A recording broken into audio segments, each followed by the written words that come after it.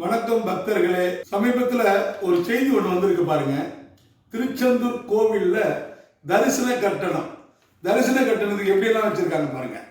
திருச்செந்தூர் கோவில்ல கட்டணம் உயர்றதை அரசாங்கம் இந்த அறநிலையத்துறை 7ஆம் தேதிக்குள்ள உங்களுடைய கருத்து என்னன்னு கேட்டிருக்குது. கருத்து கேட்குற கபாதி பயல்களை கொடுமைன்னு கோவிலுக்கு போனால் அங்கே 2 கொடுமை அவுத்து போட்டுன்னு டிங்குன்னு ஆடுதுன்னு சொல்லுவாங்க. அந்த மாதிரி கதையா சங்கர ரத உலா திட்டமா? சங்கர ரத உலா திட்டம் என்ன? தேர், தங்க தேர் இழுக்குது. 2500 ரூபா இருந்தது, இப்போ 5000 ரூபாய் ஆகிடும். என்ன பண்ண போறீங்க? விளக்கம் சொல்லுங்க.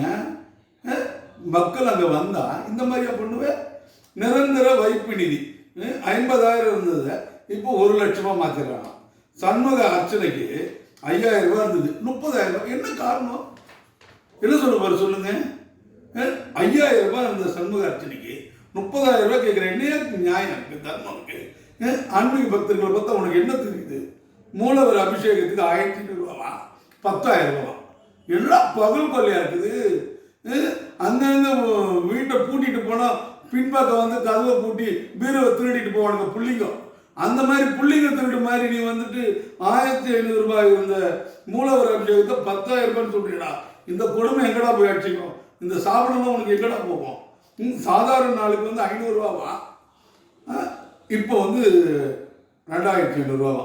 விழா நாட்கள் அபிஷேகத்துக்கு 2000 ரூபாவா, இப்போ 2500 ரூபாவா?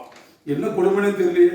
அர்ச்சனை செய்வதற்கு 7 நாளுக்குள்ள ஆட்சேபனை இருந்தால் தெரிவிக்கணும். நான் என்ன ஆட்சேபனை தான் தெரிவிக்கணும்? உனக்கே அறிவு இருக்க வேண்டாம்? உனக்கு அறிவு இருக்க வேண்டாமா சொல்லு? கோவிலில் கொள்ளடிக்கிறதுக்காக வந்திருக்கீங்க. கோவில் சொத்து எவ்வளோ இருக்குது? எதுக்கு? தரிசனத்துக்கு, மக்களுக்காக செய்யறதுக்கு தான். பலாயிரம் கோவில் சொத்துகள், பலாயிரம் ஏக்கர்கள், பலாயிரம் பேர் இன்னைக்கு குத்தகை இருக்கா. இன்னைக்கு அமர்தாஞ்சல் கம்பெனிக்கார கோவிலுக்கு பணம் தரல.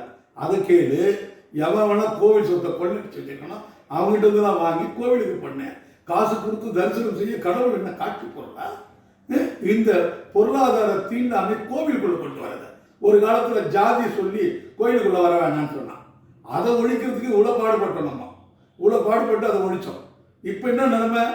பொருளாதார தீண்டாமை. பணக்காரனாக இருந்தால் நீ முன்னாடி போய் சாமி பார்க்கலாம், பணம் இல்லைன்னா நீ தெருக்கோடியில் போய் சாமி பார்க்க சொல்லுவியா? திருச்செந்தூர் முருகன் பக்தர்களே, அனைத்து பக்தர்களும் 7ஆம் தேதிக்குள்ள சென்னையில் இருக்கக்கூடிய அறநிலையத்துறை கமிஷனர் ஆஃபீஸுக்கு ஒரு கடிதம் போட்டு எதிர்ப்பு தெரிவிங்க. இது கூடாது. இந்த பொருளாதார தீண்டாமை கூடாது.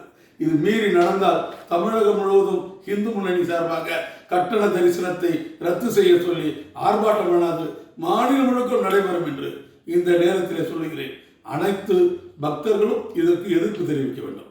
நண்பர்களே, வணக்கம்.